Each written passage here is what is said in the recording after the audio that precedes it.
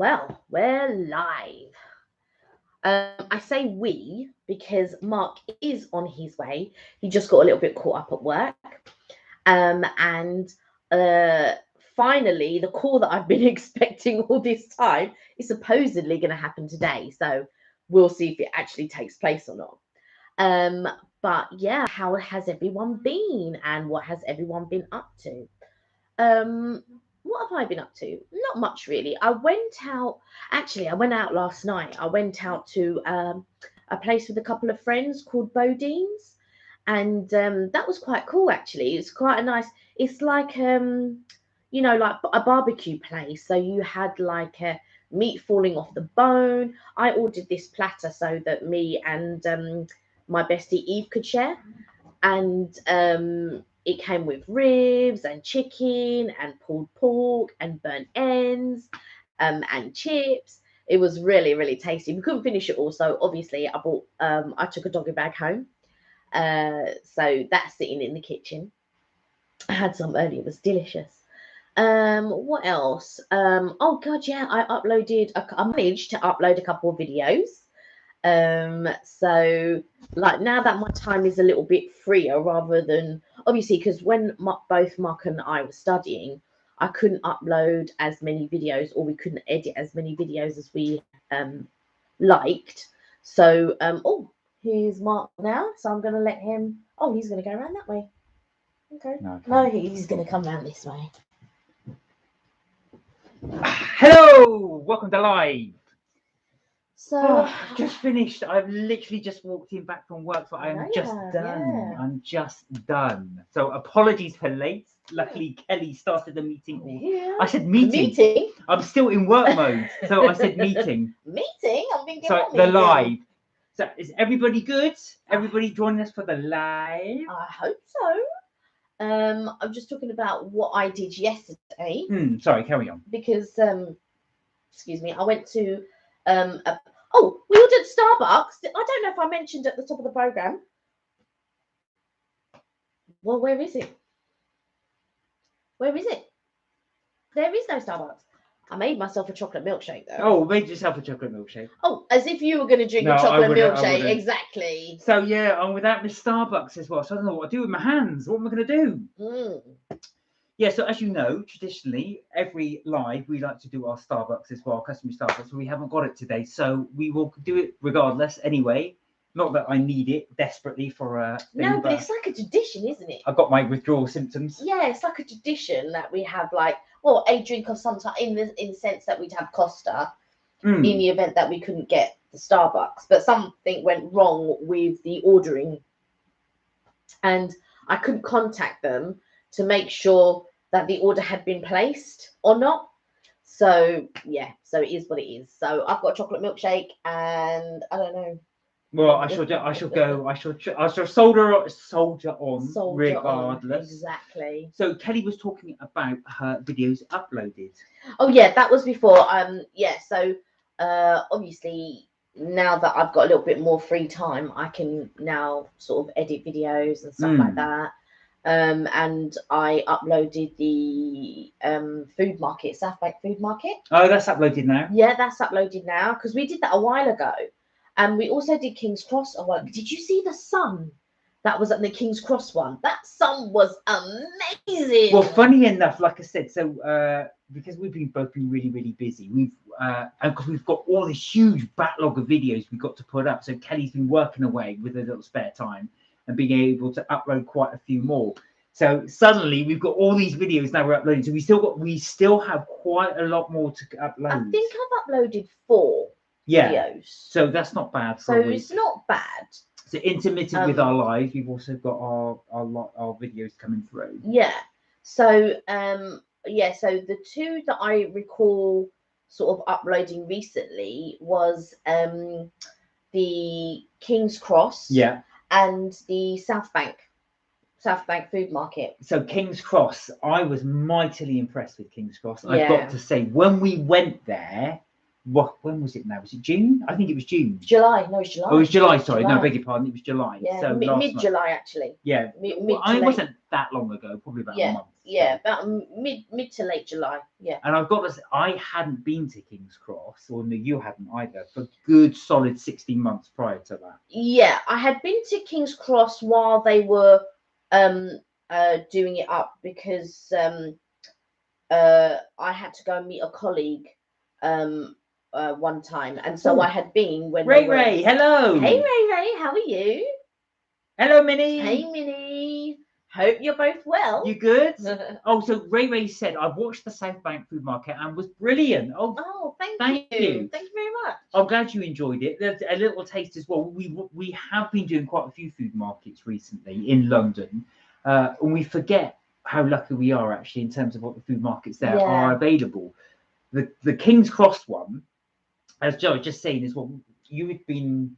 The King's Cross does have a food market. It's not on all the time, and I think I've only been to it once. Were you with me when you? Yeah, they usually have it in that. So if you look on the video as well, there's that huge big square right by the tube station. They used to have it there. No, it's not even there. It's at the front. It's at the front. No, that's what I meant. Yeah. Oh, because we were at the. Oh, because we only showed the side in the video. We didn't show the very front of King's Cross. We showed the front of St Pancras, and then the side view of King's Cross Station. But at the very front of King's Cross Station, there used to be a food market there. Yeah, that's right. I don't know if they still do I it. don't know if they still do. Yeah. But we didn't catch it on that day. But for those of you who are familiar with King's Cross, just think Harry Potter, because King's Cross Station is brilliant. And the main St Pancras station is that ye olde brickwork. So that's what they obviously J.K. Rowling based King's Cross on. That's when you think of King's Cross, you think of that old traditional building. There is actually a 5-star hotel there, right above there, which they reopened a few years ago. I think is it the Renaissance? Is it called that? I think it might be called I think I'll have to look it up, but I believe it's called the Renaissance. And that's the old traditional ye olde building. That's where, and obviously in the novel, that's where Harry goes to platform 9 3/4 on that station as well. But King's Cross Station is massive. It's huge. There are several stations in King's Cross, and there are several platform 9s. And as we pointed out before, so the main platform 9 3/4 shop, which we have also been videoed, and that will also be a video that we upload later on at some point. That's right next to platform 9, but not at that big main building in St Pancras. That's at another part of King's Cross. It's all King's Cross, but it's huge. King's Cross is very, very because big. you've even got the Eurostar that goes through King's Cross St Pancras. So basically you've got King's Cross, and then you've got King's Cross St Pancras, which is right next to it, and then you've got the underground. So it's all it's quite a big mainline area. However, years ago, it was just not a nice area. No, it really wasn't. All. And when I first came to London, so I was going to say it was 1994, so it's long ago, and King's Cross was a right dive. You still had that beautiful building, but all around it was very dilapidated, and they have spent a lot of money. Love both your tops today. Very nice friends of Harry Potter. Well, we were going to do the Friends theme today, which is what I bought. And this is what Kelly bought me from the Friends Fest when we went. When we went to Friends Fest. Oh, Ray said I'm a huge Harry fan. Oh wow! Well, so are we. So is Minnie. So it looks like the conversation is going to be Harry today, rather than. I don't know. I mean, I think we'll probably mix it up. I mean, I'm due to go for a phone call at some point. Yeah. So I will have to leave you, but then as soon as my phone call's done, I'll be back. I just don't know when it's going to be. Yeah, you'll have to. Unfortunately, you'll have me just for a short period of time. Just for a short period of time. No, not more. They'll love you. They love you. Yeah, Minnie is too. Minnie, I didn't realise Ray you're a big Harry Potter fan. Yes, Minnie is too, very much so. I think there are a couple of people that are real big Harry Potter fans, and because we had someone from India, didn't we, the other week, and he was big into Harry Potter. He was into Harry Potter, but not into the books, into the films. Yeah, he hadn't read the books. So in the King's Cross video, we don't show anything really Harry Potter-ish. But you know what I thought? I should have taken, we should have done a little video at the beginning, at the front of so that they can compare it to the one in Universal. Yeah, but Yeah.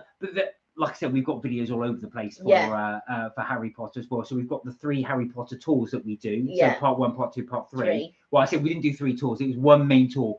The video was so long.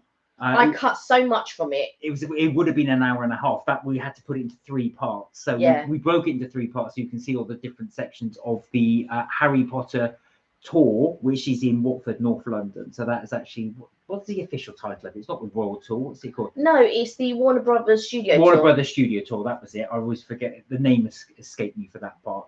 And also we will upload the platform 9 3/4, which is in King's Cross. Yeah, but what I was thinking was, because they've done sort of like a set design in Universal Studios of the front of King's Cross, I wanted to show how different. I mean, it is very much the same. So the way that they've done the mainline station of King's Cross is very much the same. However, the shops on either side are actually a mixture of central London rather than King's is this in Florida you're talking about? Yeah, so that's why I wanted to take a picture of the front or video of the front. I didn't know what you were talking about there. Yeah, yes. So that you could sort of compare comparatively. So for those of you that have been to Universal Studios in Florida, you will know that they have replicated King's Cross Station, or their adaptation of King's Cross Station, in the actual park.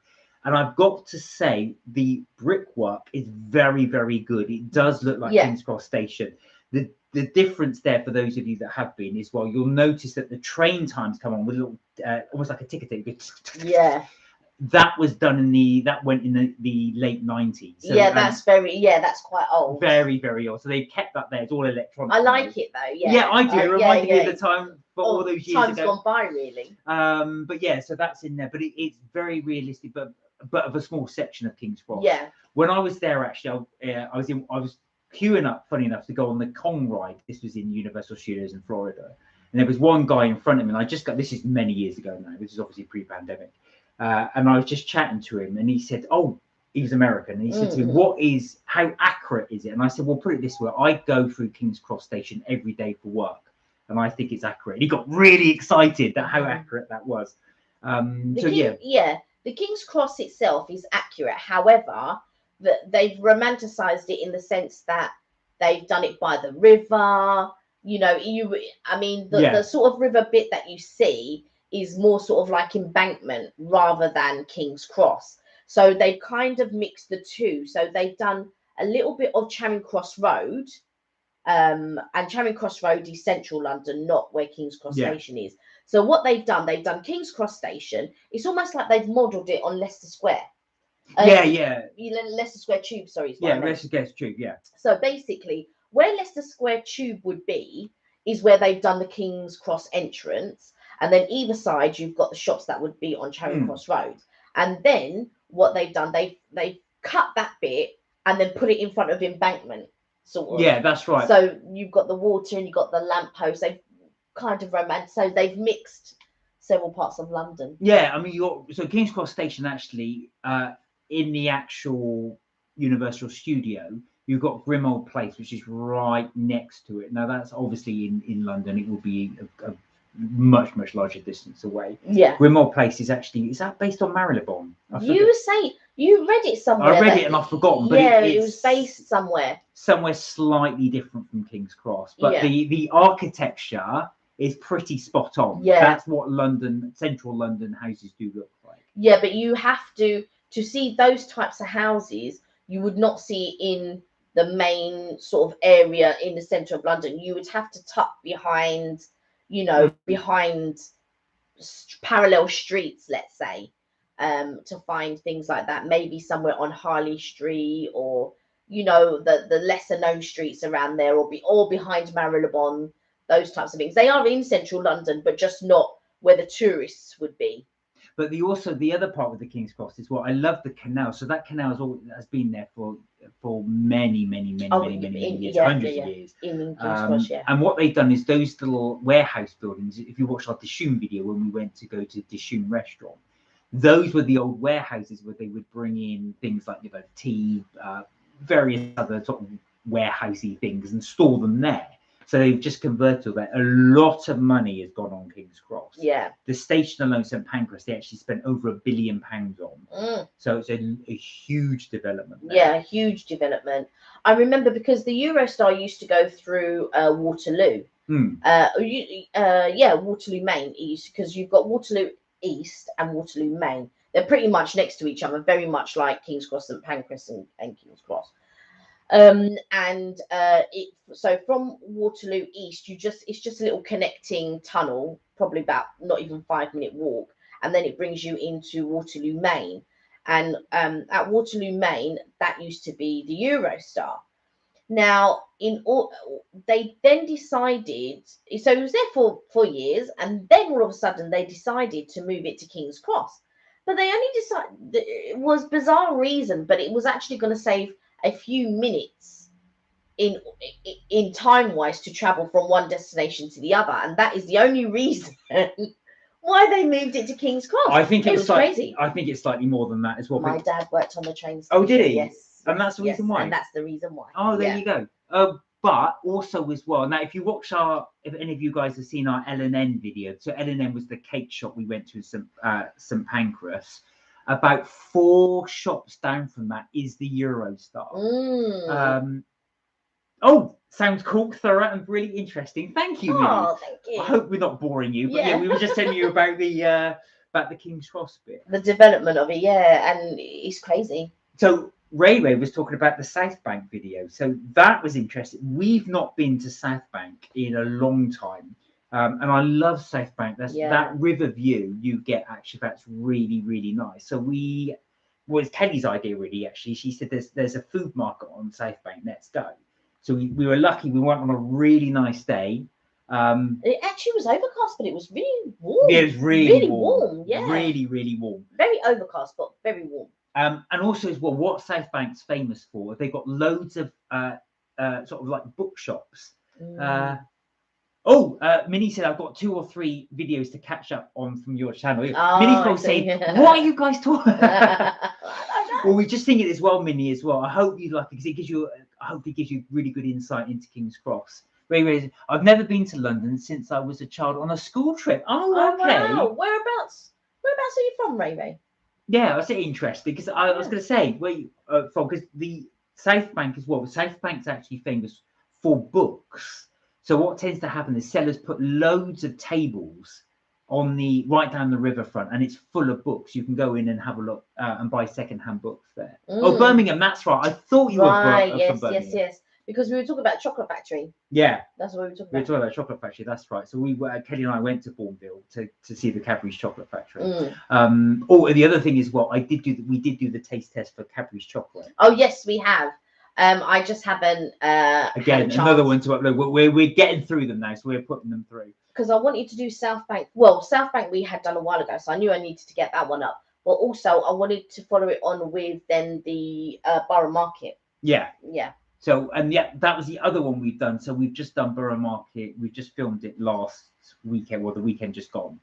So that was that's another one we went to as well, which is another food market, but that was in Borough Market is hundreds of years old. So it was actually properly established in 1756 as a market. But I think it'd been running for years prior to that as well. But that was really good fun. Very expensive.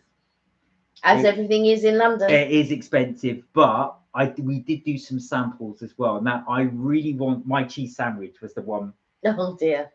So what did I want? What was I supposed to order? Okay, so basically, there was a cheese place just as you enter into the market, actually, and the smell of it wasn't for me. I'm not for that. But as soon as Mark saw it, it was like, oh my god, yeah. And it was raclette. So anyway, we went around the market, tasted a few bits and pieces.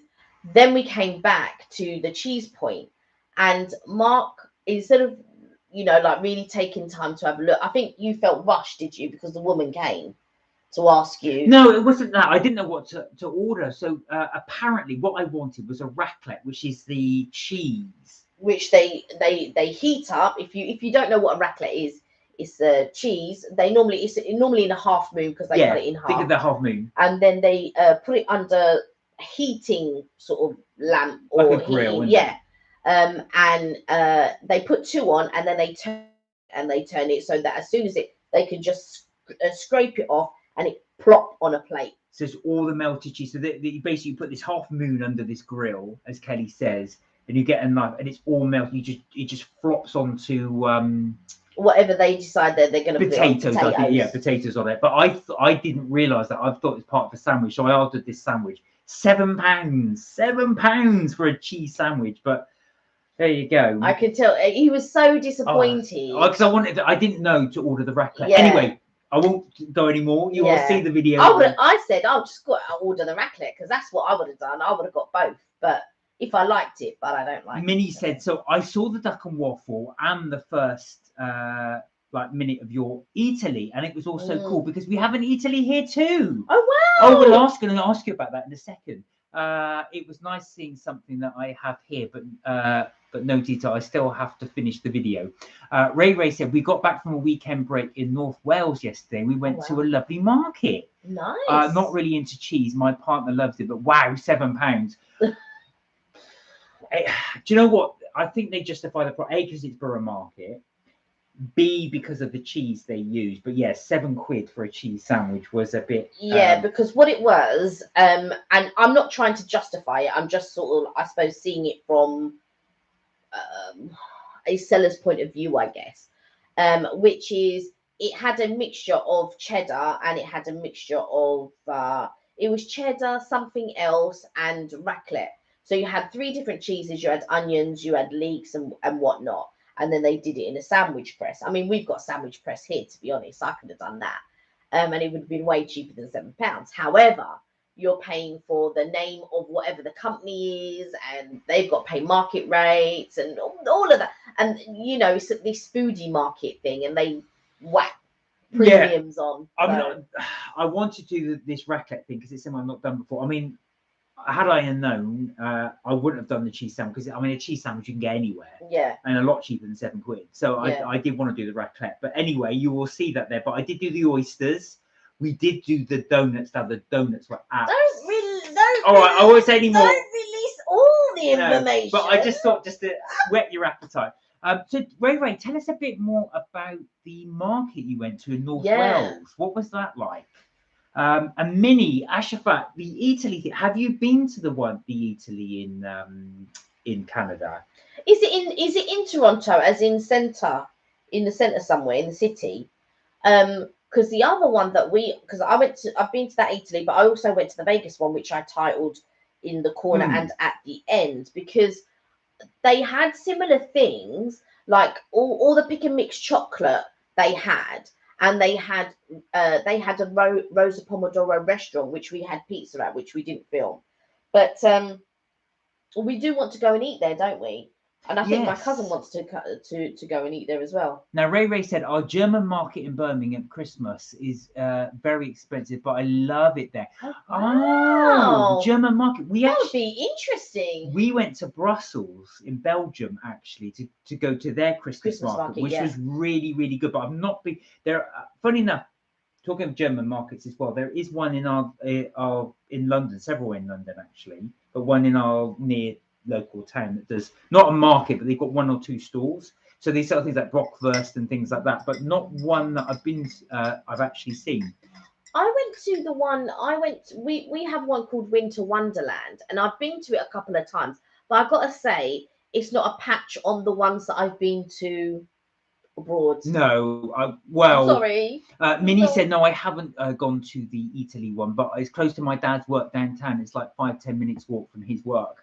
Be interesting to see if it was near, because you were saying as well that I didn't go, actually. Kelly went with her cousin, but you said it's very. I've been to the one. We went to the one in Vegas, and you said it was very similar. It's very similar to the one in Vegas. However, the Vegas one is set out in a better.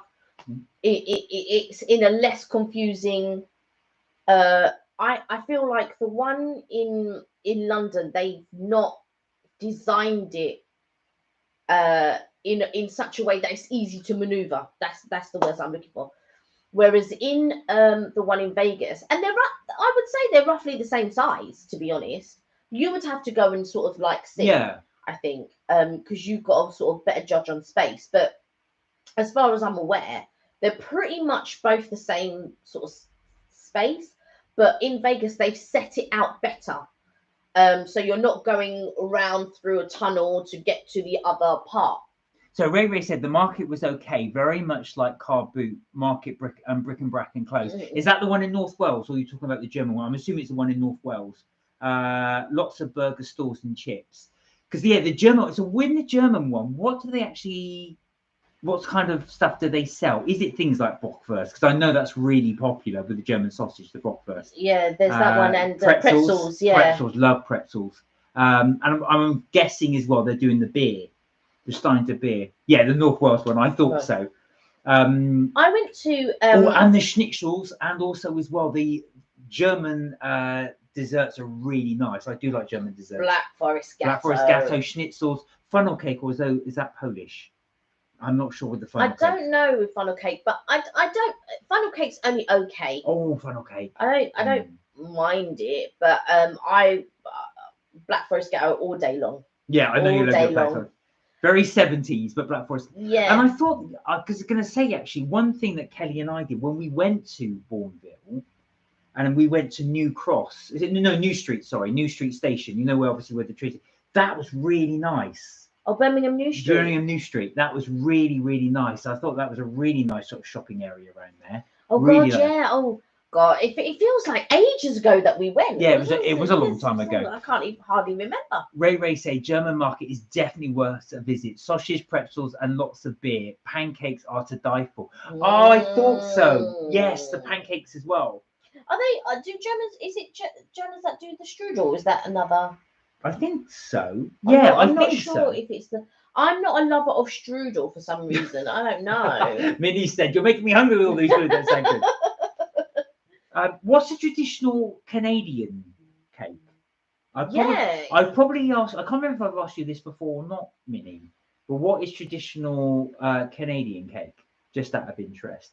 Now, going back to the German one as well, I'm interested in this, Ray. So when you're saying with the pancakes, are they similar to the French ones, the crap, really thin? Are they like Americans, nice and big, fat, the big, thick ones? Or is it something in between? I'm interested because I didn't realise Germans are famous for the pancakes. But I would have thought they would be like crepes. To be honest. Really, really wafer thin? Yeah. I don't mind the crepes. They're lovely with Nutella. Nutella on a crepe is just unbelievable. I think and banana. They were doing.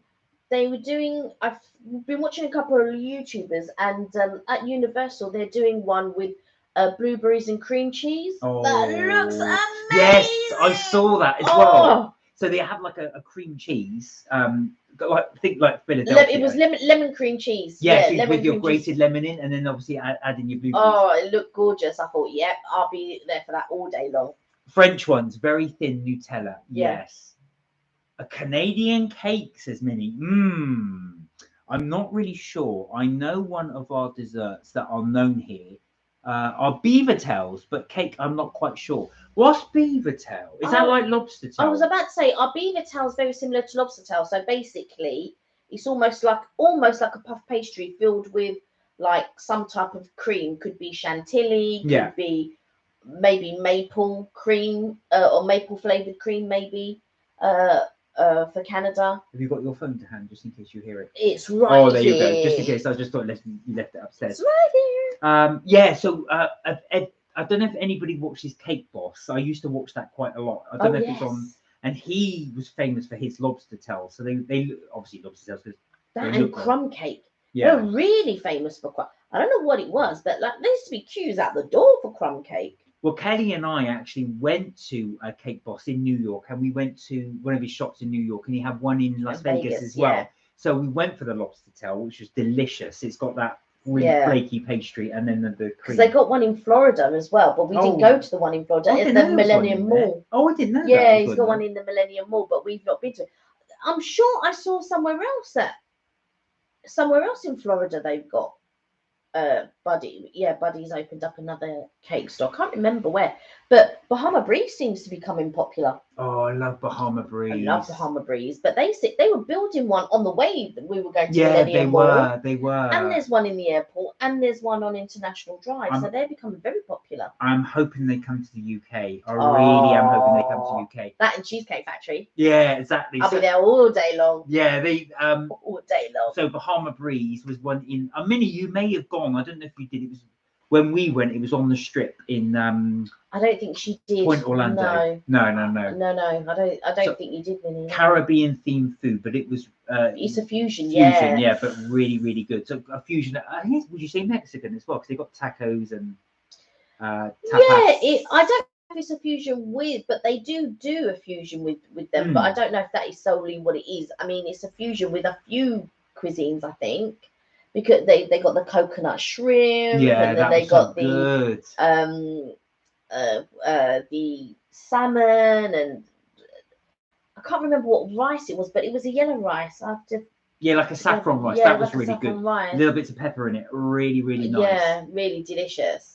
But hey ho, we always talk about food on this channel because it's fast becoming a food channel until we can start traveling again, and it will be food and travel. Well, we kind of are doing that at the moment. We are staying in London doing our little travel around. Yeah, we're showing, hopefully showing you a bit of what London looks like, I hope. Well, we would like to come back up to Birmingham, actually, Ray, because we really did enjoy going to the chocolate factory. Yeah. But also, I'd like to actually look around Birmingham because we didn't even get a chance. No, we didn't. We basically got into New Street, got the train to Bourneville, then came back, had something to eat in. I don't know why we didn't stay the night. Yeah, we probably should have. We should have done. We should have. I don't even know why we didn't stay the night. Claire, hello. Hi, Claire. How are you? You good? Thank you for joining us on the live. Ah, Claire had to come forward then. Hi. You recognise the name? Serge's. No, I know. You recognise the name? I'm like, yes. That's what I was going to say. Yeah, so we would love to explore Birmingham a lot more, actually. Last time I was in Birmingham properly and exploring the places, well, this is a long time ago, but there were some really, really good Indian restaurants there. I sampled a couple of those, and they were delicious. So I'd love to re-sample Birmingham again. Have you been to Birmingham, like, properly? Yeah, quite a few times. Oh, wow. Yeah, well, my cousin used to live in Solihull many years ago. Oh, so, yeah, he used to take me around to Birmingham. But, yeah, and I had a friend of mine that used to live in Samwell, which is just outside Birmingham. So we used to go there a few times. But, yes, thank you, Claire. Good.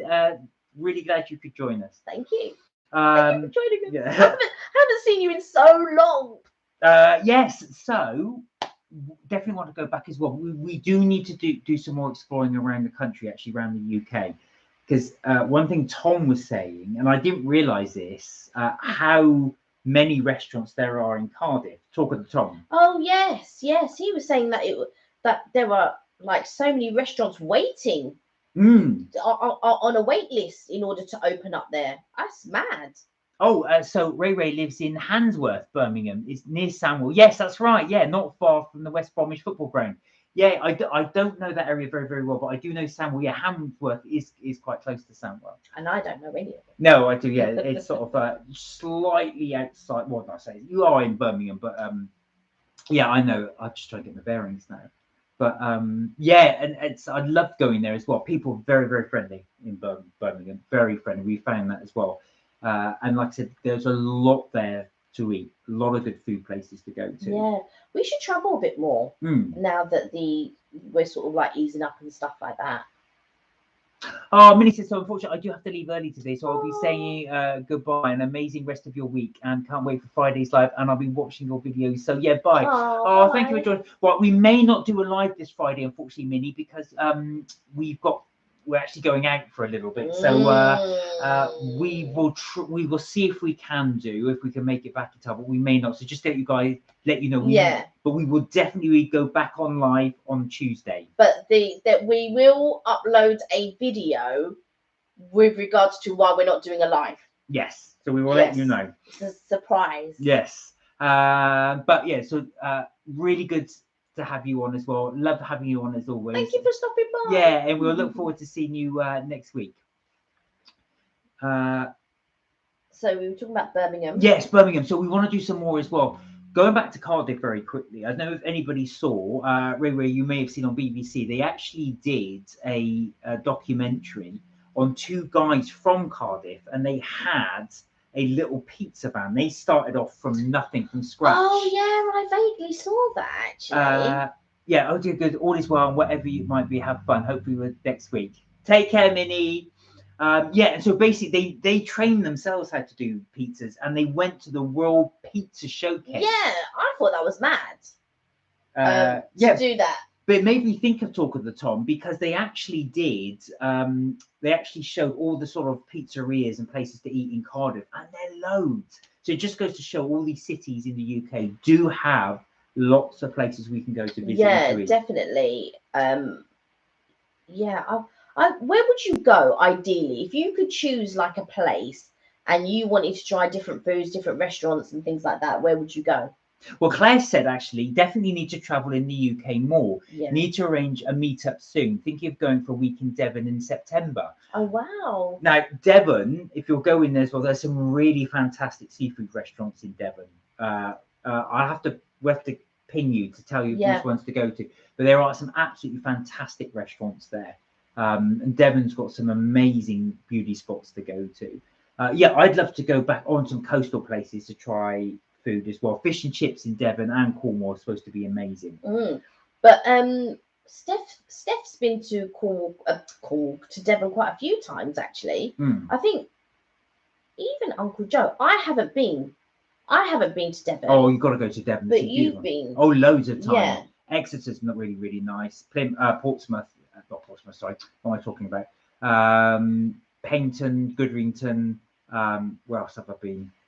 Torquay is amazing. I'd love to go to Torquay. We definitely have to arrange a meet-up, by the way. Definitely. Yeah. So some really good places to go to. Ray, is there any restaurants you would recommend in Birmingham if we were to go to Birmingham? Do you have a favourite place? Is there somewhere or an area you'd recommend in Birmingham that we would go to eat?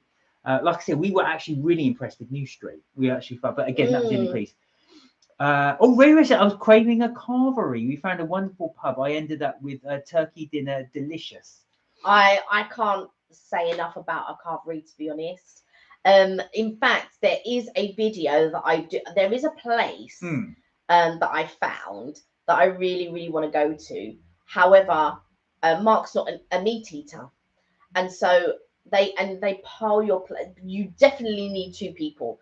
So I've asked my sister-in-law to join me because I just couldn't. Your brother would have been perfect. I mean, Mark's brother would have been perfect to bring along because he would have just chowed down on that. In fact, I probably wouldn't have got any. It's a big pile of mound is how they do it as well. Anyway, from what I've seen, it looks amazing. So I really want to go and try it. And it's really reasonable. It's like £20 per person. Yeah, for London, that's really London good. Prices, that's really good for London. Crazy. For the amount that it looks like you get is crazy. So me and my sister-in-law definitely won't be able to finish it 100%. Funny enough, people have said that actually. So people that join us from outside London do get gobsmacked at the price of London. They really do. Yeah, Claire said that's a really great price for London. Yeah, it's really good. Central London as well. They've got several places. I mean, Toby Carvery is not really in Central London. It's out the outskirts. Yeah. So it's that's very reasonable anyway. Yeah. Toby Carvery. If you want something cheap and cheerful in London, you really not necessarily, but we tend to go for a chain because with a chain as well, you know they're going to have that set price for the. It may differ the further out you go, but we wouldn't know because obviously you sort of tend to be in your little bubble, don't you? You're in your little village or your little town or wherever it is that you are. But they tend to be the same prices unless you. Sometimes they differ when you go into central London. It could be but not that much more, not a ridiculous amount more if you're going for a chain, that is. So Ray said, Birmingham has wonderful places to eat. Grand Central is a great place with lots of choice. But if you fancy veggie, vegan Earth's Kitchen or Cherry Reds. All right. I don't want vegan. or vegetarian? Yes, she does. No, I Yes, she does. no. We have tried. We did try a few vegan and vegetarian places in London, so I will Google those and have a look at those. That does sound quite interesting, actually. We always like to try new things. Yeah, we do. I would go. I wouldn't enjoy it, but you never know. There could be something that may change, and I think, oh, do you know what? This vegetarian dish is amazing. I think sometimes veggie and vegan food gets a bad rap because people just assume it's going to taste horrible, and it doesn't. It's just a complete myth. We went to the Mildred's restaurant, and I liked it, and you didn't. Yeah, well, I think I didn't like the dish I had, but it's one of those things. It's like I said, it all dependent on the dish that you do get. Yeah, that is very But true. would definitely like to try Birmingham as well. Also in the UK as well. Like I said, going back to coastal towns, fish and chips on coastal town. I don't know why, but you've got to be able to do that. But there are other nice restaurants to try on coastal areas. Ray Ray said the sexy juice in Earth's Kitchen is out of this world. Oh, okay. Where's that? Is that in Birmingham as well? Do you know what? I have to read that twice just to make sure I said the right thing. I said, what's she writing here? That's interesting. No, I've not heard of that. We'll have to have a look at that as well. But do you know what? I think Ray Ray hit the nail on the head. There's a lot to be said for local good quality pubs. Yes. I think, but you have to find that. I'm not really a pub goer, to be honest. I've never really sort of like, found a local pub and then gone to that pub. I have friends that have their locals and stuff like that, but I tend to go to places that you have your food and your drink. So maybe something like, I don't know, a wine bar per se that does snacks or food and things like that. And I normally, I've never really gone to a place that is a local. Really, did you when you were younger? But where we are, because where I grew up was outside in the countryside, so I originally from the West Country, and you do find that because local pubs will cater, and the food is really good quality, and it's locally sourced as well. So to put it this way, a friend of mine went to the West Country and had food there. And she said that, she goes, I don't know why, but the food tastes better. Now, I think a lot of that is because it's locally sourced and grown. Not all, of course, depending on where you go. But I just thought it very interesting she made that comment because you've got that locally sourced food. Yeah, I mean, they open up all these new gastro pubs now, don't they? And all of this type of stuff. And while the food is nice, it would be nice to go somewhere that does good locally produced pub food. But I tend to think that maybe it's a misconception or something like that, but I think that you probably would get that somewhere like the West Country or up north, or those types of places. I think London tends to get a bit saturated, and so we don't have the locally sourced products that you would if you were going up to those sorts of places. The trouble is, you'll also find as well in the touristy areas are kind of the cheaper eats. I think like certain restaurants, like you've got Garfunkel's and you've got I don't even know if Garfunkel's exists anymore. Is it? Well, you used to. I don't know like Frankie and Benny's. Frankie and Benny's and those type of shops. Well, there's nothing wrong with it, but of course it's designed to cater in those particular areas because they're a chain. They can afford to put one of their restaurants in there. When you go out, it's the same like when we went to Lanzarote. So all up and down the strip is sort of like really sort of cheapy eats designed to get the tourists. You've got to go slightly out to get to the better quality restaurant. Yeah. And you've got to know where to go because it is like you say, when you go to a touristic area, they will cater for tourists. But what you really want is to go where the locals go to. That's what you want. So you would need to sort of then hit the back streets or somewhere like that. But that's my call. There's her call. So we will say adios to Kelly. She will be back. What was I going to say? Yeah, but sure, that locally sourced thing as well, as we were saying as well. But going abroad or going elsewhere, you can also find that as well. You can also find that these sort of better quality food and restaurants as well are slightly off strip. So as I said, when we went to Lanzarote, Kelly and I were looking around for a good restaurant to have. And the one thing I've always found, I even use it in the UK, is TripAdvisor. So I don't know if anybody does use TripAdvisor, but it's fantastic for finding out good quality restaurants. Don't get me wrong, you're always going to get someone that gives something a poor review. But that being said as well, it does tend to be that rule of thumb, I always find anyway, that you get more and more better where there's more and more better ratings. You know, most likely that's going to be a good quality restaurant. So I don't know if anybody else uses TripAdvisor, but that is my little tip. I even use that locally as well, just to see if I think it's going to be a good quality restaurant. Claire, yes, Claire said you love TripAdvisor. It's brilliant, isn't it? It's so good. We use it for all kinds of things as well. Kelly and I actually, we went to afternoon tea in central London, and we went to Fortnum and Mason's and checking out there as well. And you could just see the quality of the reviews. Everyone was saying how good it is. So Ray was saying when we went to Spain, it was all English food on the strip. We had to get a taxi to a restaurant for local food. Ray said TripAdvisor is very good. Yeah, absolutely. Do you know what, Ray? I couldn't agree with you more. Like I said, going back to, I keep saying Canary Islands, Lanzarote, but I've got obviously that affiliation because it is Spanish territory. So it's that affiliation with Spain. But yeah, we found that as well on the strip, and it's a bad indictment really, because it does oh, hello, you're good to join you. Neha, how have I pronounced your name right this time? Please tell me I have. Good to see you. We've got my friend's t-shirt on, as you can see. Yeah, so and it makes it sad really, because it just shows how unadventurous British tourists can be on the strip in Lanzarote. It's all fish and chip, and it's all like breakfast, fried breakfasts, British fried breakfast as well. There are the odd tapas bar and the odd Spanish food, but people just don't tend to be adventurous. Do you know what, Ray? I could not agree more. I could not agree more. Ray said, "Who wants to go all the way to Spain and have cooked English breakfast?" But then people do.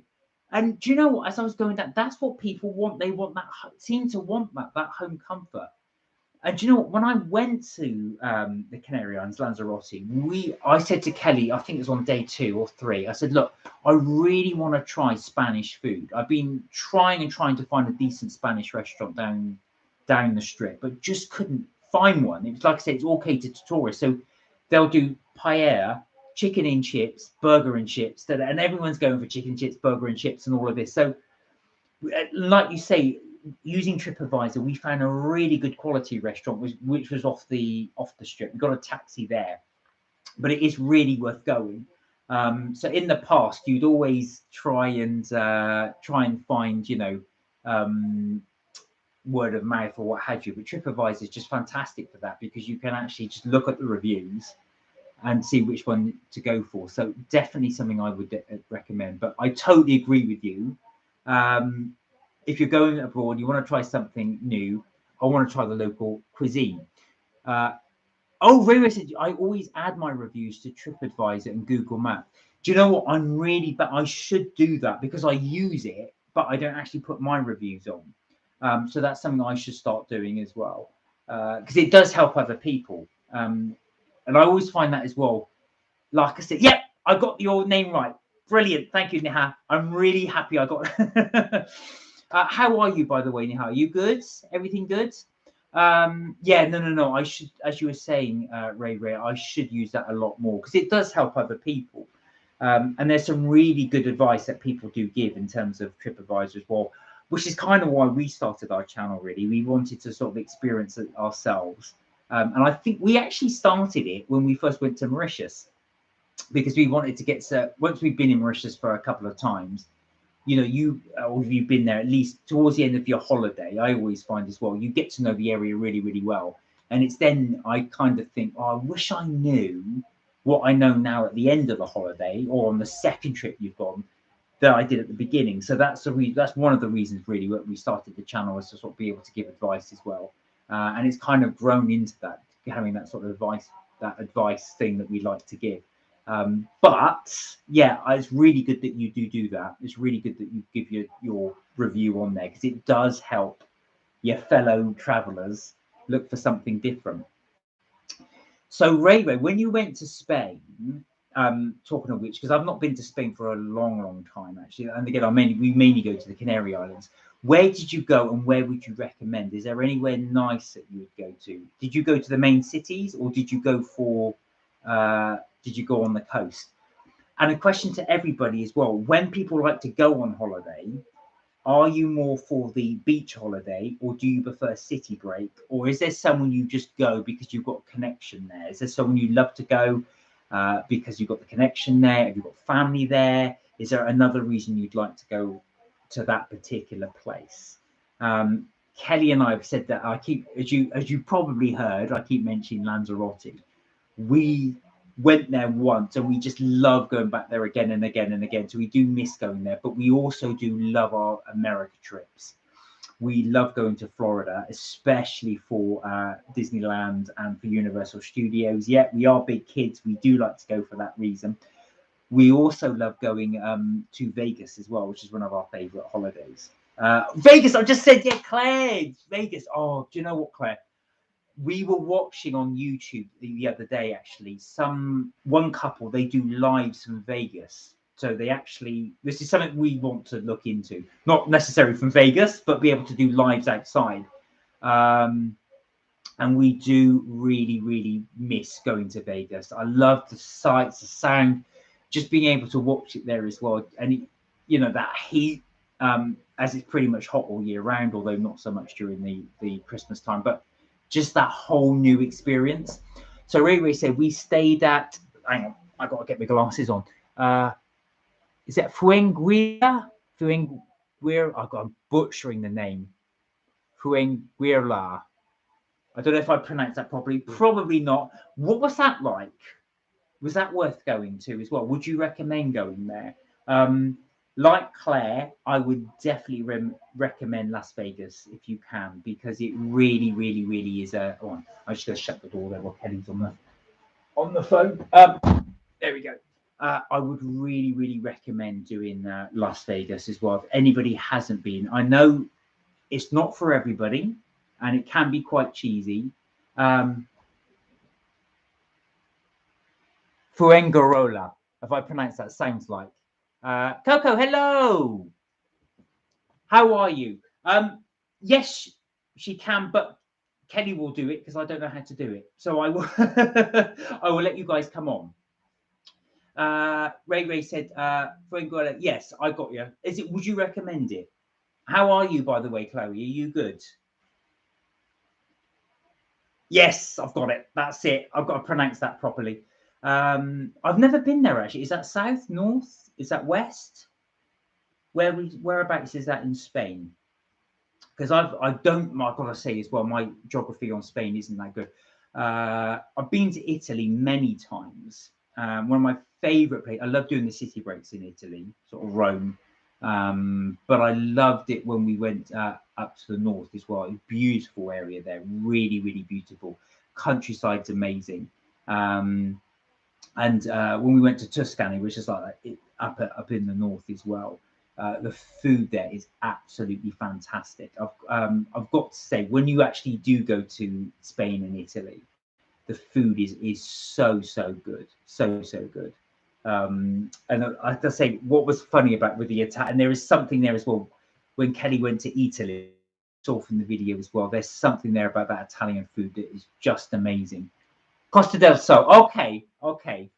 So is it quite a touristy place to go to? So we're always looking for new ideas as well for places to travel. At the moment, obviously, because of the pandemic as well, Kelly and I are exploring much more the sort of the possibility of doing more staycations as well. But if anybody has looked at doing staycations as well, they are so expensive, really, really expensive. A friend of mine has just paid £5,000 to do 2 weeks camping. 2 weeks camping. So that just goes to show how expensive the staycations are at the moment. And of course, as well, like I said, people are reluctant to book holidays because you don't know whether or not about self-isolation. Nobody wants to come back from a country, a red country, because of the absolute cost you have to do for self-isolation.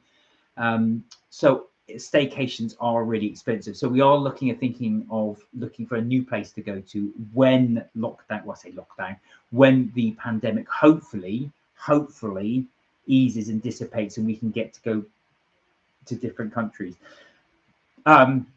Ray said, we just paid £500 self-catering for 3 nights in a caravan. I know. And that's the thing, because you want to get away. That's the whole thing. Holiday and a break is just so important. But like I say, you do think as well on those odds, how much do you want to pay? Claire said, embrace the cheese of Vegas. It's great. Also missing the beach holes and the all-inclusive. Staying in the UK is so expensive. Well, I was going to say, that's what Ray was just saying. Because you think about it, if it weren't pandemic, you would never, well, not say you would never pay that, but you would be much more reluctant to pay those prices. Purely because, like you say, if you think about it, I mean, we paid, I forget how much it was, I think it's about £8 each for a week in Lanzarote. Going back, when was it? About 2-3 years ago as well. But of course, now is these sort of staycations as well. Kelly and I were looking to go away as well, and the prices were just astronomical. Claire, I totally agree about embracing the cheese. There's something about Ray. I don't know if you've been to Las Vegas, but I was actually blown away by it. I really, really was. As I said, it is not for everybody, and I do know people that have gone, friends have gone, that said they didn't like it. But I think you've really got to embrace it for what it is.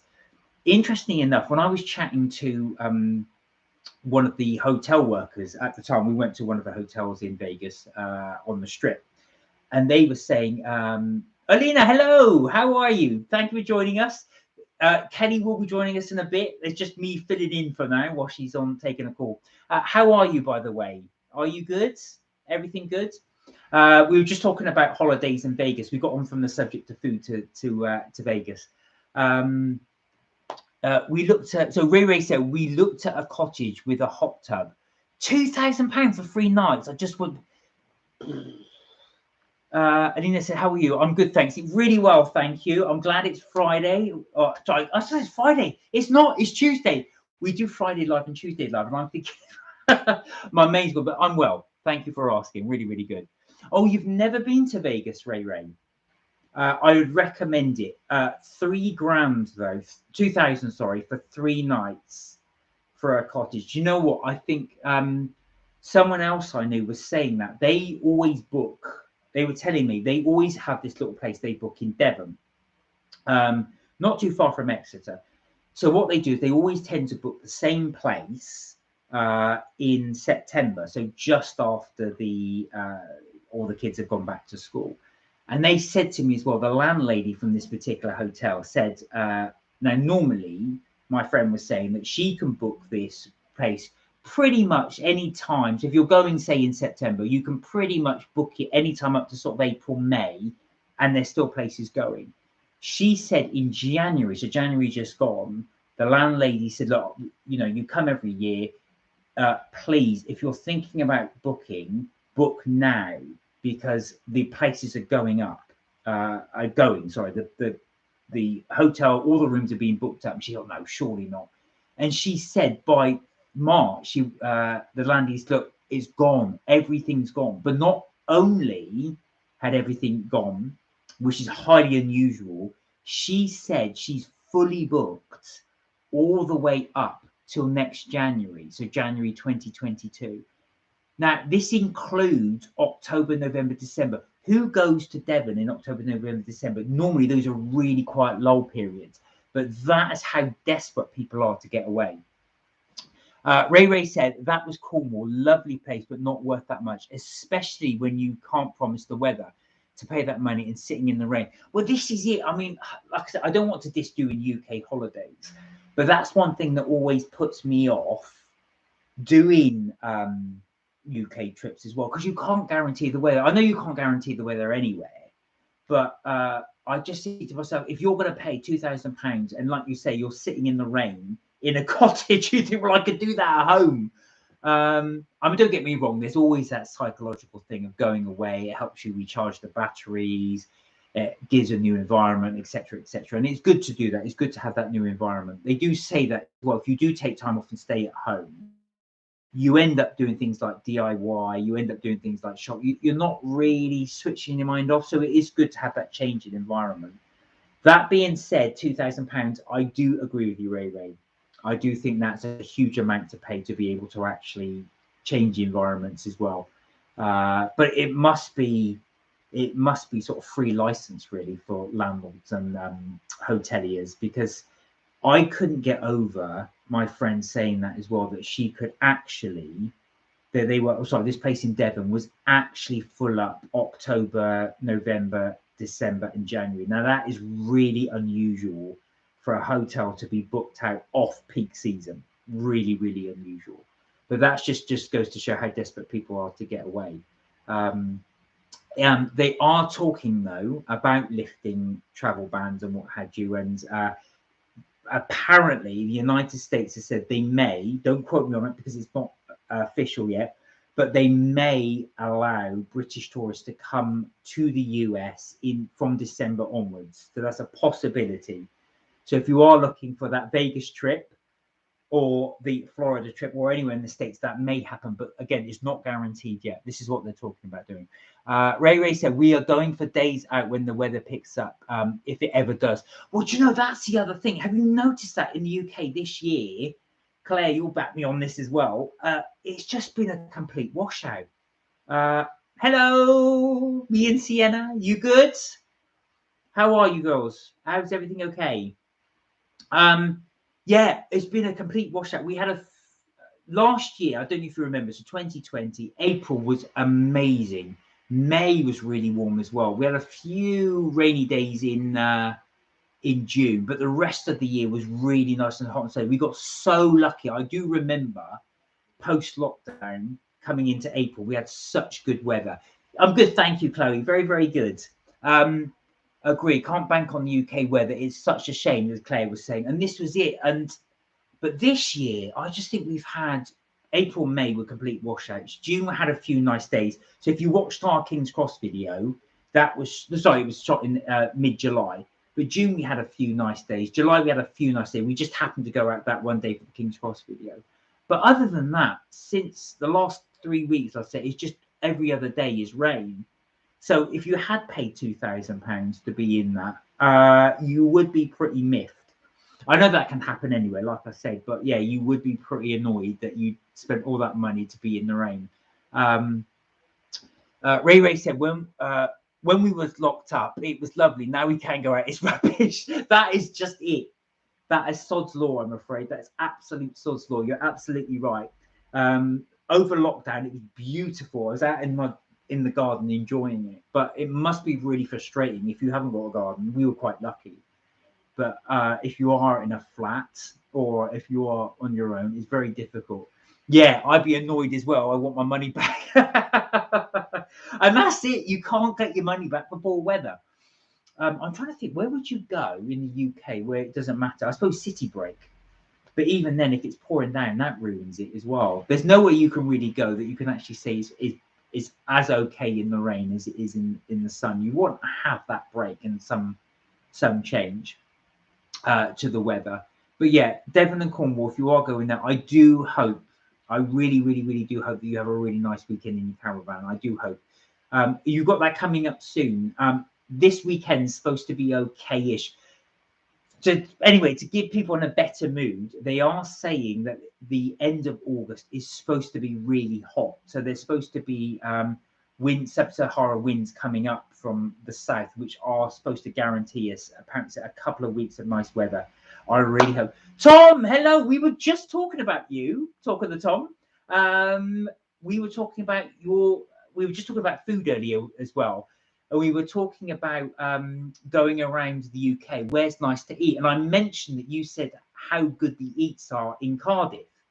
And funny enough, I was thinking of you the other day because they had a BBC documentary on two guys from Cardiff who had their own little pizza van. And it's this huge, big square block van that they drive all around. They were driving around the UK, but they actually drove from Cardiff, took the ferry over to Europe, mainland Europe, and they drove down to Italy because they were going to enter the World Pizza Competition. Yeah, that's it, the World Pizza Competition. And they were self-taught and they were based in Cardiff. And I remember you saying how good the restaurants were in Cardiff. Anyway, how are you? Glad you could join us. Well, I say us. Kelly's just on a call at the moment. She's going to join us when she's done. Oh, the Pizza Boys. Yeah, that's what they were called. Yes, I've been there. It's a stall in Cardiff Market. It's really good. I was going to ask you, had you been there? Yeah, that was it. The Pizza Boys. They called themselves the Pizza Boys. So Claire said, I'm just comparing prices for a week in September. Forteventura, inclusive, £550, over £1,000 for Devon for Airbnb. Well, that goes to show it as well. That is one reason really puts me off holidaying in the UK, is just that price comparison. And I bet that includes flights as well. Tom said, much better now, thank you. Hope all is well with you both. Good. Yeah, are you feeling better? Is everything better now? I'm glad you are better. I'm glad to see you on as well. Really glad to see that you're feeling better. I'm really glad to hear that. Glad that we're getting some sun soon. Yes, that's what they're saying. And that's what I was trying to lift everybody's mood, because at the moment, I don't know how it is in Cardiff, but in London, it's been raining all day for the last quite a while. It's been non-stop rain pretty here, much on and off for the last at least 3 weeks, I would say. We had, to be fair though, actually, this weekend was quite good. Like I said, Kelly and I went to Birmingham Market to have a little look around, and so got some very expensive eats, but yeah, it was quite nice. It's dry but cloudy and windy in Cardiff. All right, okay, yeah, it's raining here. So yeah, I'm just talking about that as well. We were also talking about going on holiday, where everybody wants to go on holiday. And Claire just said she spotted that you could go to a week in September at Forteventura for £500 inclusive, or you can go to Devon for £1,000 in Airbnb. And I bet you that, like I said, I bet you that £500 includes flights. That's the scary thing. Flights, actual fact, are really expensive, really cheap at the moment as well, especially internal flights. If you did want to do flights everywhere, I know you think, why would you fly internally? But if you did want to get someone afar, like Newcastle or somewhere like Scotland, there are some cheap flights going. UK is very expensive this year, says Tom. Yeah, totally. Everybody is staycationing. Mark, who comes on here occasionally as well, he's managed to book Lanzarote for December. So he said he's hoping, or fingers crossed, it'll be all green, good to go. But he did book that some time ago, and he did take a bit of a risk. But I'm hoping he does get away. Yeah, it includes flights, drinks, and meals for five. Oh my god! But that's it. I think you could book that, and it is a risk because you don't know where we will be in December or beyond. September. I think you probably would be okay for going away in September. I think you could probably get away with it. I think you would probably be okay. I don't think there would be another lockdown. I don't think by then. But then you don't know, so it is a risk. But it would be nice. Do you know what? I was just thinking that as well. You've really got me in a mood actually to look for somewhere to go, because to get away actually, Kelly and I have not been away since 2019. And funny enough, it was Lanzarote when we last went to November 2019, but that's the last time we went away. So coming up to 2 years. Tom, have you booked anywhere? Are you going to go away? Or are you actually going to staycation as well? I do hope for Ray as well that the camp actually is going to be quite nice and you actually get some sun. But it really is, if you are going to staycation this year, it's a premium. You have to pay a premium. But yeah, like you guys as well, we had a look as well, and some of the prices are just ludicrous what they want for you to stay as well. But it's going to be the price if you're going to do staycation. But that £500 deal, Claire, looks really good. I might have to have a little check into that, because that does actually sound quite good. And that's flights, drinks, and meals. Okay. Well, have a little brief look. We will try and do that as well. So Kelly does do, requests, has been helping some people as well that are looking for holidays. So if you do have any ideas of something you'd like to go to, let us know. We're going to see if we'll do a little bit of price comparison and see what there is out there. But other than that, if there's any staycation tips anybody has, please let us know. If you are willing to share them. we can share them here. If there's anywhere that you guys have spotted that's actually quite reasonable. I know, or I mean, you do get, you're going to pay a premium in August. And I suppose that's to be expected, really, because it is August, it's school holidays. That's the one time you get to go away if you do have children. So you're gonna pay a premium. So Tom said, are you planning on going somewhere in the UK?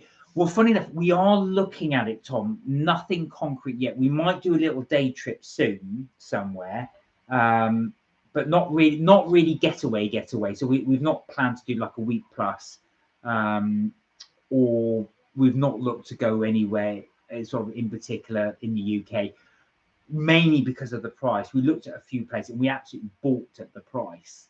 You know, you're looking at for a week nothing less than £1,000, which we just think, you know, I know it's a pandemic and I know it's exceptional circumstances, but I've still got that pre-pandemic price range in my head, if that makes sense.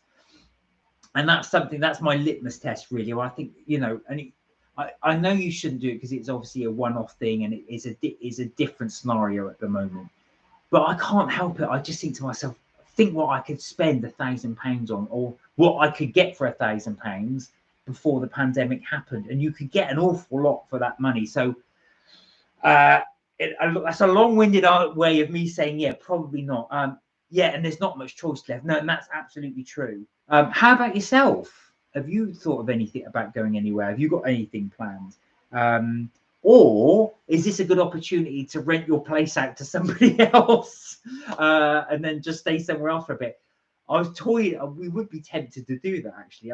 With all these price ranges people are quoting me, I thought, well, maybe I should do that. I should just leave somewhere, go and visit my parents or something for a week and just rent the place out for a week. I don't know, not that I would do that, but I just think to myself, it does seem like a really good opportunity to do that, because there's a lot of, it just seems very expensive and not many places available to book. And the Airbnb market, like I say, must be pretty saturated at the moment. Or you're going to Kos in Tull in October to celebrate finishing my master's. Oh, good for you. Oh, good. At least you'll get to get away as well. And at least, like you say, it'll be a nice little break for you. And well deserved as well. Congratulations. I've said it before, but I'll say it again. Congratulations on your getting your master's as well. I think, yeah, that's a well-earned break, I think. You'll have to tell us how it is. I've never been there, actually, to Kos. So it'll be a nice little break. Hopefully, as well, you'll have some nice weather there as well in October. I think, obviously, UK as well, once you get to... it was too expensive to stay home. So, yeah, Tom was saying, yeah, you'll probably find that it's actually cheaper to go elsewhere than it is to stay here. Yeah, that's mad. That is absolutely mad that it's cheaper to go elsewhere than do that yourself. But yeah, oh, fantastic as well. Have you been before? Has anybody else been to Kos as well, by the way? But yeah, have you been before? Let us know. And also as well, are you going to upload any videos? It'll be a nice little break. Or is this going to be a complete chill out break? You can get yourself a little rest away from the camera, away from doing that. You're going to have a break completely from it. Never been to Kos. Yeah, I'll do a little vlog. Good. No, I'll look forward to that, actually. I always like watching people's vlogs when they're on holiday as well. So when I'm not making my own, I try and watch other people's YouTube videos. Vina, how are you? Good to see you. Glad you're on. How are things? We were just talking about I don't know if you caught the earlier part of this, but we started off with food, and then we got on to staycations and how expensive they are. So we're just getting to grips with everybody's plans for breaks and what they're planning on doing. Kelly's just taking the call at the moment. She will be joining us back. But yeah, I'm afraid you've got me for at the moment. So how have things been? We were just, funny enough, actually earlier when we started the vlog, we were talking about the videos we just uploaded. So in terms of doing sort of staycations and staying local, Kelly and I have been doing a lot more exploring of London. So we uploaded our King's Cross station video, which we were really impressed actually on the development of that. There's some fantastic restaurants that have gone there as well. And you can tell they pumped a lot of money in there as well. The Dishoom restaurant, which we also did another vlog on, is actually, we went to the one in King's Cross as well, but I did another sort of vlog at the time where I went all the way around King's Cross just to show the latest development there. But we will do another one because the actual work they've done is unbelievable. They've made a lot of changes to King's Cross as well. A lot of money's been pumped into this. So we will do one later down the line, not for a few months though. We'll let them do a bit more development. And then we uploaded our South Bank one as well. So there's a summer food market which we went to. So we went up and down South Bank sampling some of the food. So that was another one we actually did an upload on. So yeah, we were trying some of the new food markets. And on Saturday, just gone, I won't reveal too much because Kelly told me off for doing it, and I know she's not here. She'll tell me off when I come back. We went to Borough Market as well. So we was the very famous one, all the way dating back to 1956. We did the market round there. Vima said, "I'm doing good. Weekend videos are really interesting. Hope you both enjoyed a lot." Yeah, we did. Thank you. Yeah, really, really good. So we will upload the Borough Market one. I hadn't been there in such a long time, Borough Market. It was really good actually to get back there. I was actually surprised how busy it was. It was really, really rammed. Now, I'm still a bit finicky about, even though I've been double jabbed, I'm still a little bit finicky about doing crowds and stuff like that. So I did wear my mask around everywhere, purely because it was just so busy. It really, really was. But the food quality, although it was expensive, I'm not going to lie, you'll see the prices when we upload the video. The food quality was excellent. Really, really good. There's a couple on there I really recommend trying. But we will upload that one and we will show you. But yeah, other than that, all good. Thank you, Vina. What have you been up to? Have you been up to anything enjoyable? You've been out anywhere? Tom was also as well. We mentioned about doing a little. Kelly and I were wanting to do some sort of food vlogs around the UK as well at some point, purely on the theme of staycations. And Tom was talking about the fantastic eateries that there are in Cardiff. And we would talk about the Pizza Boys. Now, I'll mention it again, but BBC did a little show on the Pizza Boys, which are two guys who are based in Cardiff. They have their little pizzeria, their little pizza van, and they were self-taught actually. They taught themselves how to make pizza and all their toppings and various recipes that they did. They went on a tour down to the south of Italy because they entered the World Pizza Championship. So what I do as a result of that, we do want to get to Cardiff and we do want to try the Pizza Boys pizza, but also as well, some of the other guys as well, they've been recommending places to go on here. So Ray was also recommending some places in Birmingham. So if there's any places, foodie places you guys can recommend for us, Tom for Cardiff, and Vina as well, if there's any places you can recommend doing, please let us know, because we're going to try a little tour. I say that, I don't know when we're going to do this, but we will we will try and get around UK and do a few more places as well. But in the meantime, there are plenty of places in London we've got to do. So we've got a few more places lined up, and another surprise little location we're going to do very, very soon. So we will watch this space. We will keep you informed, and we will do some more uploads as well. We've been so busy. We've got quite a few videos as well we want to do from our little backlog that we've got done as well. So we have edited a couple of them. We're just slowly sort of putting them out there as well. So watch this space. We'll have a couple more uploaded as well. And we like the other thing we want to try and do as well. Much as you probably love seeing our sofa with my chocolate frog from Harry Potter as well, but we want to try a few more locations for our lives at some point. So we're going to look into doing that as well. That's going to be up and coming. Just purely for something different. We did do the garden actually for a couple of our lives. I know that's not that exotic, moving just to the garden, but we've just not been able to do that as well, just because of the weather. So we are going to look to see if we can get that and doing some lives as well. Beamer said, no, not really. I'm assuming not really, nothing exciting. This weekend, we went to my boy's mock test and non-verbal reasoning classes for him. This entire week, busy with my son. Oh, that's good, though. You get to go out.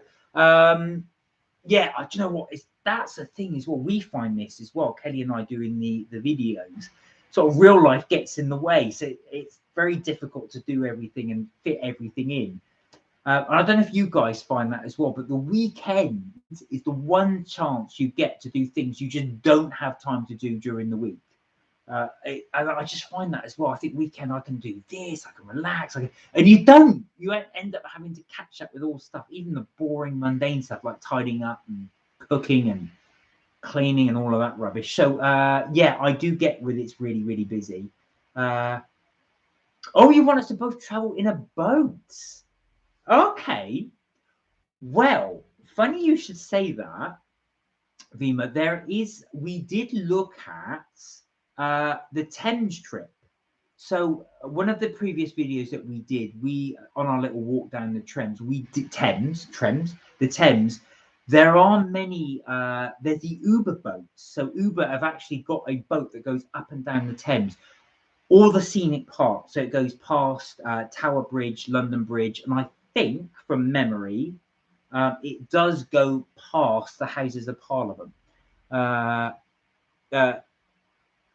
Why don't you plan for boat travel? So when you say boat travel, are you talking about that, or are you thinking more cruise? And do you know what? I'm going to reveal something to you. Actually, I have not as a big thing, but I've never been on a cruise. I've never done a cruise. Now Kelly's mum has, and they both highly recommend it. I've never done the cruise. I've always been skeptical about a cruise. Oh, Ray said, I'd love to do a canal barge trip holiday, staying on a boat. Do you know what? Actual fact, that's amazing you said that. When we did the King's Cross video, as you can see from the King's Cross, there was that canal, there's a canal in King's Cross, and there were loads of people going up and down the barges on King's Cross. You can actually do boat hire, and some of the boats as they walk past did have the numbers to hire a boat, and it did make me think that. I had a friend many, many years ago that lived on a canal boat for 2 years, and they loved it. They said it's very cramped because obviously it's a small space, but it's a very, very cheap way to live. Because you can actually buy a canal boat for quite I say cheap amount, but obviously compared to a house, it is cheap. You do pay mooring fees. But I don't know if you remember years and years ago, if anybody's been to London, you used to be able to moor quite cheaply on the Thames. It is not so cheap now. But I thought that'd be brilliant that you could actually have your address as central London just by mooring your canal boat on the Thames.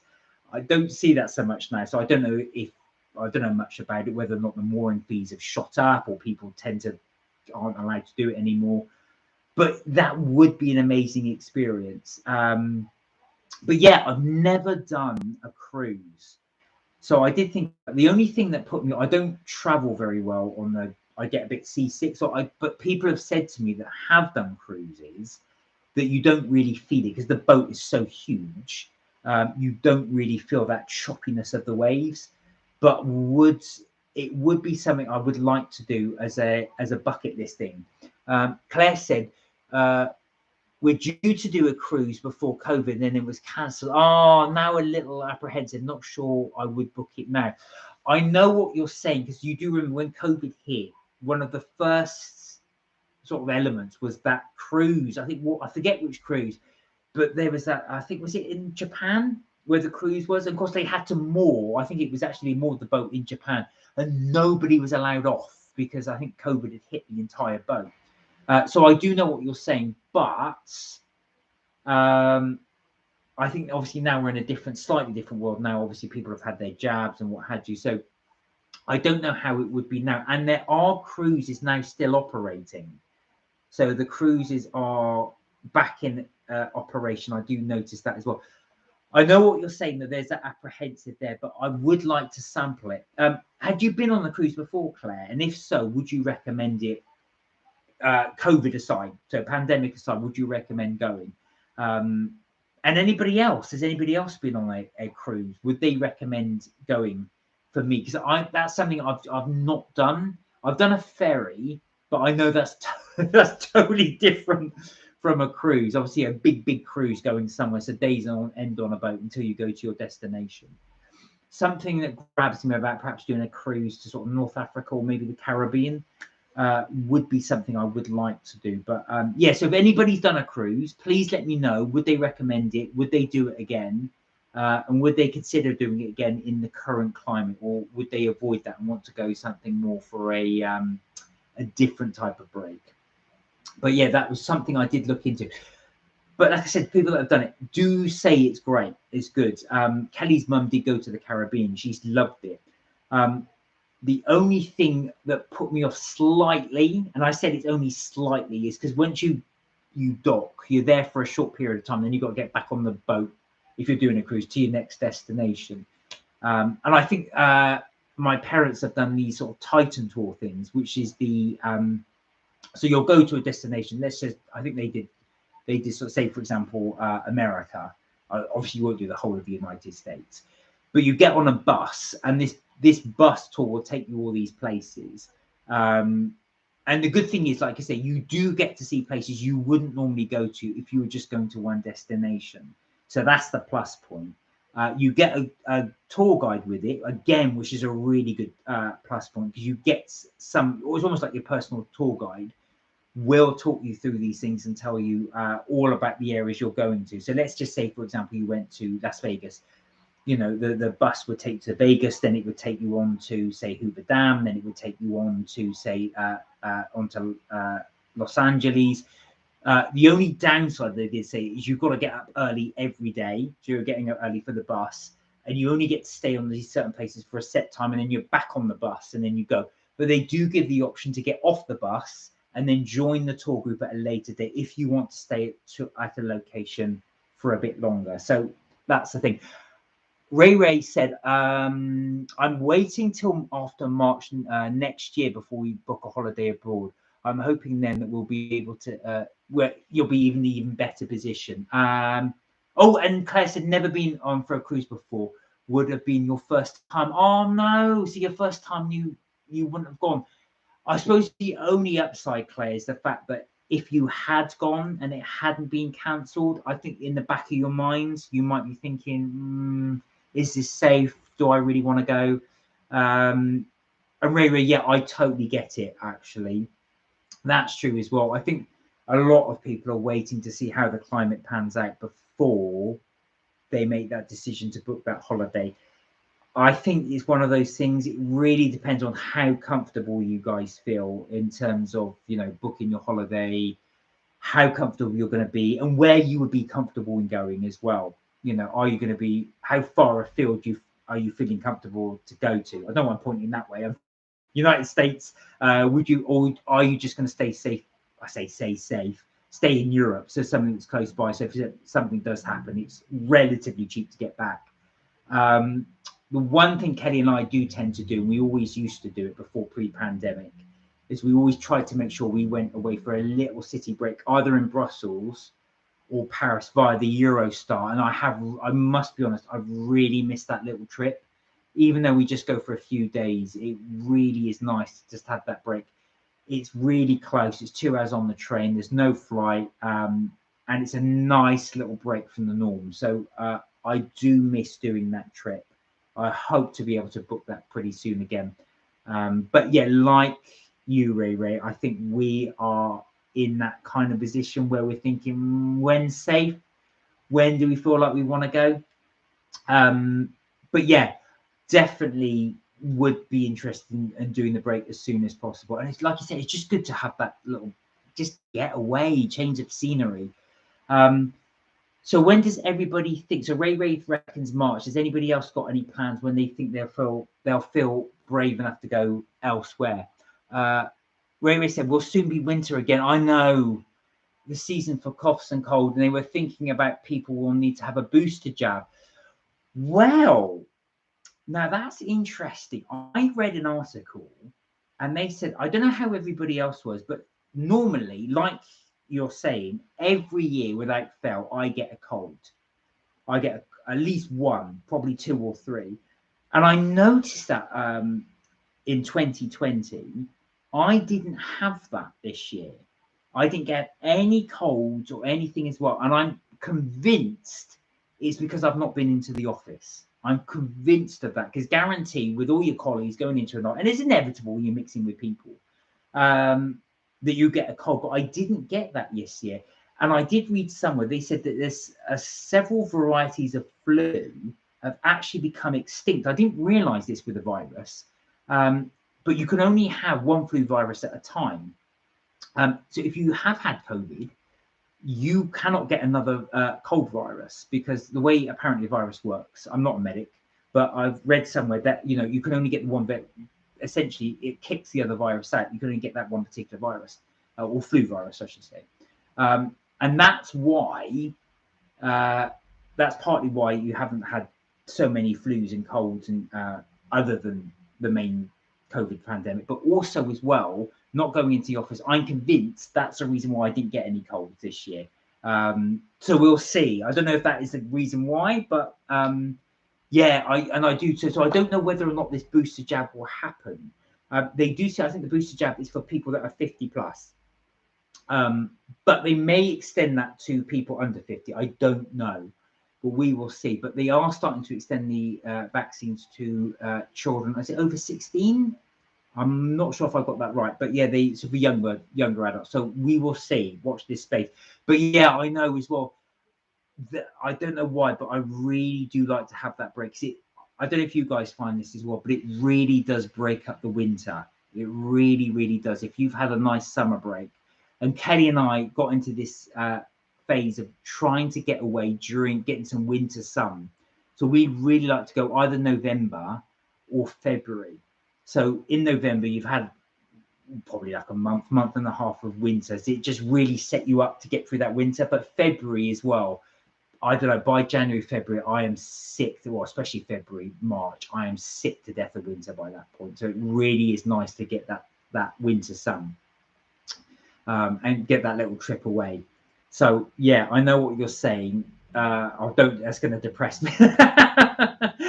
that thought, a long months and months of winter coming up.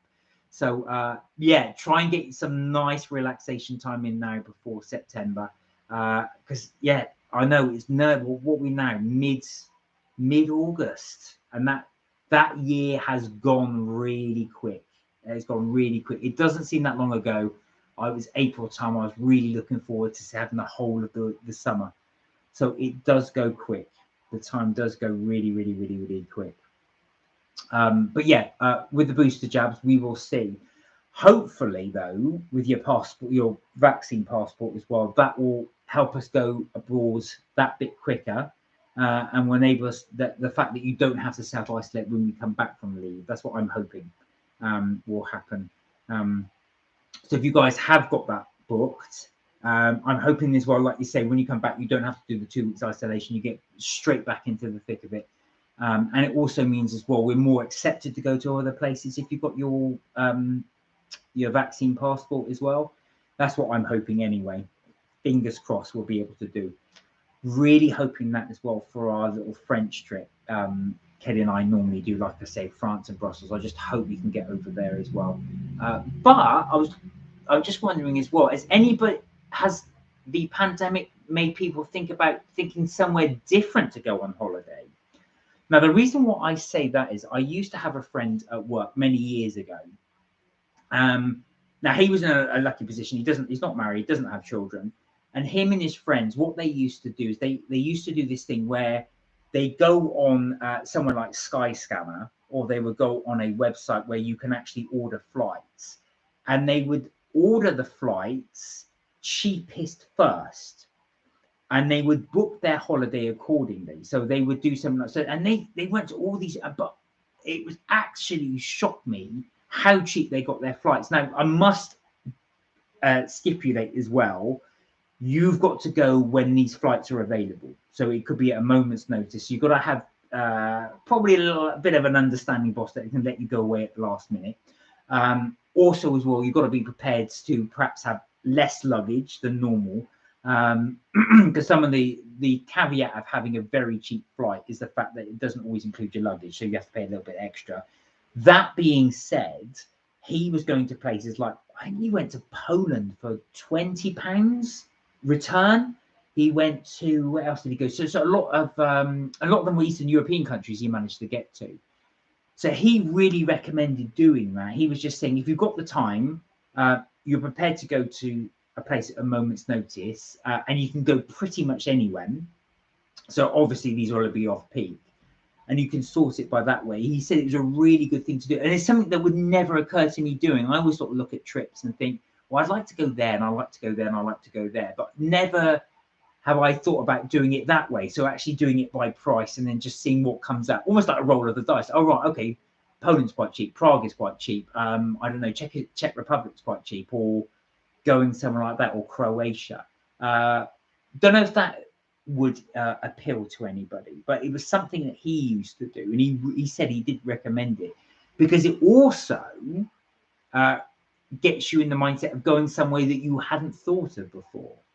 So, like I say, if you're doing somewhere like Poland, I would never occur to be doing that. But if I went there, I know I'd probably have a really good time. I would enjoy it because it's somewhere new culture, new somewhere to try. So again, like I said, I don't know if that would appeal to anybody, but doing the sorting that way was something, like I said, never occurred to me. But I would consider, oh, I don't know if Kelly would be the same, but I would consider vacationing somewhere where maybe not just doing it by price, but where there would be a green light. So I know, for example, they changed the green light in some countries, but some of the countries with the green light, so in other words, you can go there and come back and you don't need to self-isolate.